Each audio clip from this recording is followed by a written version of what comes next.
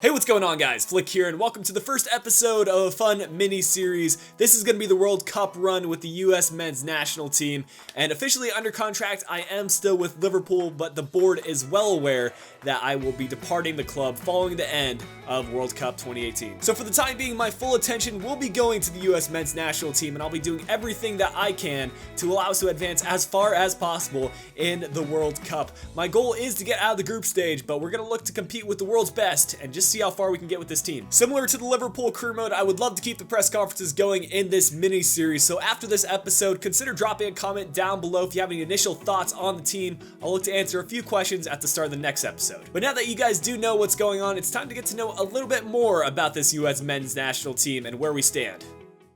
In only 2 or 3 seasons' time, this US men's national team has evolved and is largely youth-centered, not very similar to what you would see Jurgen Klinsmann bring out in your typical starting 11. But in the net, we're going to have Bill Hamid, our back line consisting of Fabian Johnson, John Anthony Brooks, Matt Miazga, and DeAndre Yedlin. Our center defensive mid will be Michael Bradley. I thought it was important that we have one established leader in this team, and he will be the captain for us. Our left mid is one of our own from Liverpool, Christian Pulisic. Center attacking mid, Darlington Nagbe. Right mid, Julian Green, and our strike force up top is going to be Lovejoy and Bobby Wood. Our bench is also pretty stacked. Cameron Carter-Vickers could fill in anywhere in the back line. He's quick enough to play fullback, but he can definitely play center back as well. Emerson Hyman, some great dribbling ability. Let Jet at the left mid. Josh Gatt at right mid. We have Lyndon Gooch, the absolute legend, at center attacking mid. And then up front, we have the option to play Gyasi Zardes or Jameson IV. In order to start getting an idea about our competition, I thought I would quickly show you guys all the groups, and I'm actually going to have a poll for you.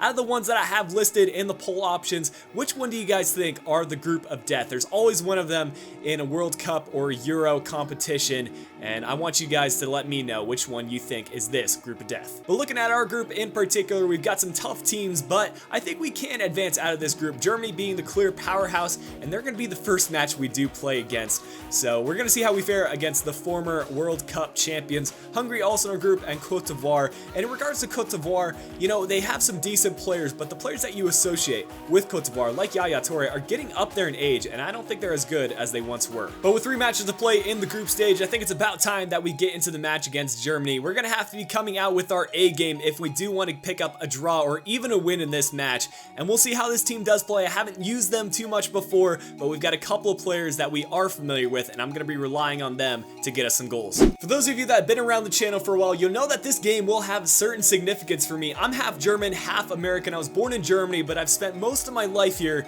in the United States, but I've taken on this US men's national team role, and I'm rooting for the Americans to get the win here. Come on. Oh, Philip Lahm, he is pushing up, and he's actually going to be through on goal here. He has the option to switch the play, but we're going to try to close down the angle, and Philip Lahm still on the ball. It's going to be a cross sent in. It's going to be 1-0 for the Germans. Fullback to the other fullback, Philip Lahm to Jonas Hector, and Hector gives Germany what everyone expected to happen, the lead 1-0 in the 20th minute. One thing I will say about this German team, although they look good attacking, they've been a bit shaky on the defense. Their fullbacks have been pushing forward too much, so we're going to look to get a draw. There's Fabian Johnson. Seeing the run being made by Darlington Nagbe. Can we get to this? Nagbe's going to square up and now find a pass outside, and it's stolen by Philip Lahm. He seems to be the impact player for Germany. He's retired in real life, but he's still going strong in this career mode.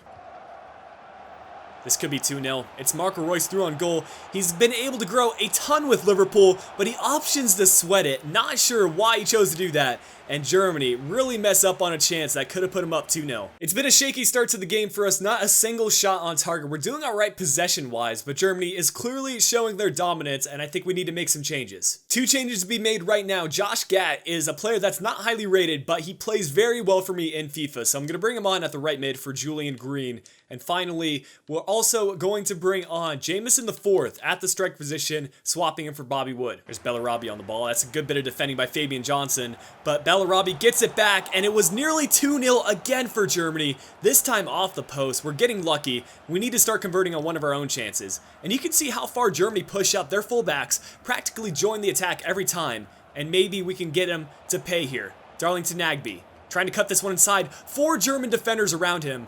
Plays it in the middle, and it's going to be Jameson IV. Has the shot, Manuel Neuer with the save. There's going to be Bellarabi on the ball, cutting it inside. We need to close him down. The shot is only inches wide. Germany's still not able to put away that second goal. And as long as this game stays at 1-0, we'll have a chance. Andre Schürrle now, trying to close down that angle. He'll play it inside. It's going to be İlkay Gündoğan. A save by Bill Hamid. And he is trying his best to keep us in this game. We need to score for him. In order to get that goal that we need, I'm going to bring on a player that I'm comfortable playing with and very familiar with. It's going to be Emerson Hyndman. He'll be going in at center attacking mid for Nagbe. There's Bradley, finding Emerson Hyndman. Lots of stamina left on him. He'll play this inside, and Emerson Hyndman could be through. Can he shoot this one? What a freaking goal by Emerson Hyndman. I don't know if Manuel Neuer got a piece of it. It looks like Hyndman got injured on the play.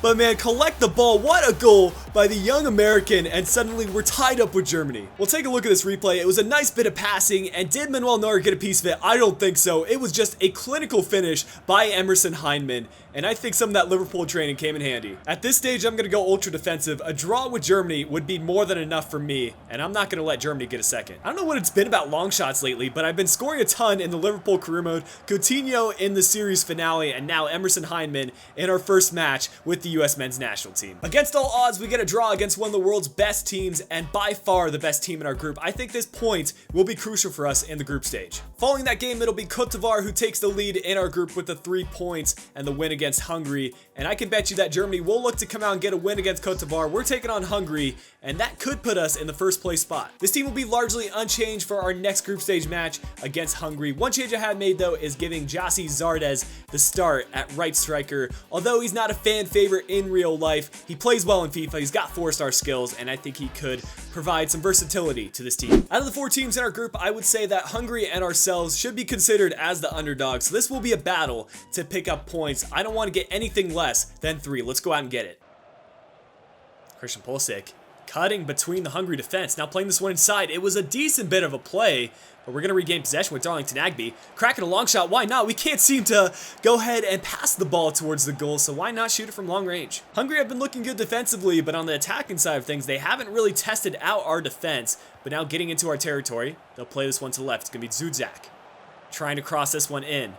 And now getting inside the penalty area. Looking for the shot, but it was defended very well. Another uneventful first half for us, and we're going to go back to the locker room and look to make some more changes, similar to what we did against Germany. Being the only person that scored a goal for us in this competition so far, it'll be Emerson Hyndman coming in once again for Darlington Nagbe, and we're going to give Letjet a shot at the left mid position for Christian Pulisic. This could be a chance for us to get on the break, and suddenly it's going to be Lovejoy with some space. We haven't had this kind of space all game. We have the sweating option, and it just wasn't passed in time. It was Emerson Hyndman making that run on the far post, but we need to get it to him next time. Okay, I found Hungary's weakness. Their fullbacks push up, similar to what Germany does, and now it's going to be Gyasi Zardes cutting this one inside, trying to do something special, playing it across, and this has to be a shot by Julian Green, and that's the finish we were looking for. He scored in the 2014 World Cup, and he's going to score again for us, and we get the much-needed 1-0 lead. Hungary on the ball here, still trying to push forward, and now the cross sent into the far post. We'll deal with it, and Brooks does get it away. We just need to hang on for 20 more minutes, boys. I'm going to take this opportunity to experiment a bit more with the squad, and Lyndon Gooch coming in for Michael Bradley. Oh, some space here. Hungary's pushing forward, and we need that run to be made. I don't know why Gyasi Zardes isn't doing it. Lovejoy trying to create some space. Now switching the play. Zardes has to put that shot away. It was a very weak finesse shot, but we'll look to waste some time here. And now played inside the box. Mistake made, but ended up getting some more space for us. Now it's going to be Letjet. Fake shot, and now cross body. It's defended by Hungary. We're still with it. Letjet, just shoot it. And I don't know how that ended up in the back of the net, but Letjet gets us the much-needed 2-0 lead, and that'll secure us the 3 points against Hungary. I have to give some credit to the boys. We were on point in the second half. Once we made those substitutions, the team sparked to life, and I'm going to start making those changes in our first team based on how we played today. Going into this final game against Côte d'Ivoire, all we need is a draw or a win, and we will be advancing. I'm going to try to pick up this win and finish top of our group. In our first 2 fixtures, we've been very slow from the start and have played pretty decent second halves, but I'm going to look to change that in this final group stage match against Côte d'Ivoire. Yes, it'll be a chance for us to get out of our group, but also a chance for us to build team chemistry. One thing this Côte d'Ivoire team do have is pace. Max Gradel and Gervinho slotted in at the wings. Our fullbacks better watch out. There's going to be Sio on the ball, and John Anthony Brooks does well to clear this one away. Matt Miazga looking for options around him. Finds Bradley, not the best control, and now Seri getting forward for Ivory Coast. And the deflection goes right to Gervinho.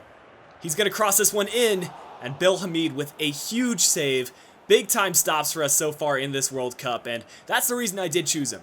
This is Fabian Johnson playing this one inside. We're going to play it back now. Michael Bradley. Not very many defenders back for us. We're going to look to change that. The most important thing for us is just not concede. If we don't concede in this game, we're going to be going through on a draw. But I would love to add on a goal right now. Here we go. This could be our chance. Lovejoy. Switching the play. Now it's going to be Christian Pulisic. Going to be very careful with his dribbling and very precise as well. Cutting this one inside. He could sweat it across. He got fouled inside the box, and that's going to be a penalty. It'll be Michael Bradley to take it. He's been in these kind of situations before, and he should be able to put this penalty away. It's going to be off to the right, and the Ivory Coast keeper got a save to it. It's still in play, though. Julian Green looks to sweat it across, and Sayuba, what a save, and he keeps Ivory Coast in this game. And I just can't believe our luck, because I received a comment saying that up to Season 3, Episode 15 or something, we hadn't missed a penalty. Our last 2 penalties have been saved. Yes, they haven't been the best penalty kicks taken, but I do pretty much the same tactic every single time, and I feel like we've just been incredibly unlucky. We'll look to make the same kind of changes we have made before. This time, Zardes coming in for Julian Green, and Darlington Nagbe coming off, Emerson Hyndman coming on. Here's Michael Bradley on the ball. He's going to play this one out wide, and we could send it across. Fabian Johnson trying to send it into the far post, and that one going off the post. Incredibly unlucky, but I think Bobby Wood that was won the header, and the post does save Ivory Coast. More like Ivory Post.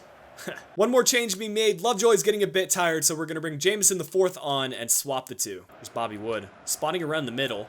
And back to Bobby Wood. Emerson Hyndman, some great 1-2 play. The over-the-top through ball on the volley. It's going to be Emerson Hyndman. How impressive has he been? The former Liverpool man and now the Bournemouth player in real life. I think he was moving on over to Cardiff City in this career mode. Has been performing spectacularly. 2 goals in 3 games, and he deserves to get a starting role. And I haven't scored very many volleys in this career mode, but players like Emerson Hyndman brings the best out of me, and what a finish that was. This could be a chance for us to tack on another. Christian Pulisic getting in an attacking position, cutting this one inside, nearly gets taken out, but now some good dribbling, getting by a few more players. The shot in the near post was saved and rebounded off the post. Unlucky by Christian Pulisic. He's created those kind of chances, and I think he's bound to get a goal in this World Cup. Eric Bailey is showing some great dribbling ability here, though. And now it's going to be Wilfried Boney trying to send in across. We're going to get that one cleared with John Anthony Brooks. Actually, it ended up going right back to Bill Hamid. Why would you kick that? I have no idea. Corner kick and the keeper is up for Ivory Coast. If we can collect this, I'm going to try to get that half-field goal. It's going to be played out to the edge. And now Gervinho with the shot, and it will be a goal. Ivory Coast getting a late one back, but I think we'll still be able to advance from a draw. Full time, and we do get a draw, which will be just enough for us to advance. Let's go ahead and take a look at how our group table did finish and whether we finish in that first place spot or second behind Germany. Here is how our group did finish. Germany finishing with 7 points. The United States advancing through to the next round of the World Cup with 5 points. Côte d'Ivoire with 4, and Hungary not even getting a win or a draw, finishing with 0 points. I'll showcase our opponent in the next episode. If you guys did enjoy this first episode of the mini-series with the US men's national team, go ahead and drop a like down below. Subscribe if you are new to the channel, and if you guys want, you can follow me on Twitter, Instagram, or Twitch. Links to those platforms are in the description below. But until next time, this has been Flick. I'll be talking to you guys again soon.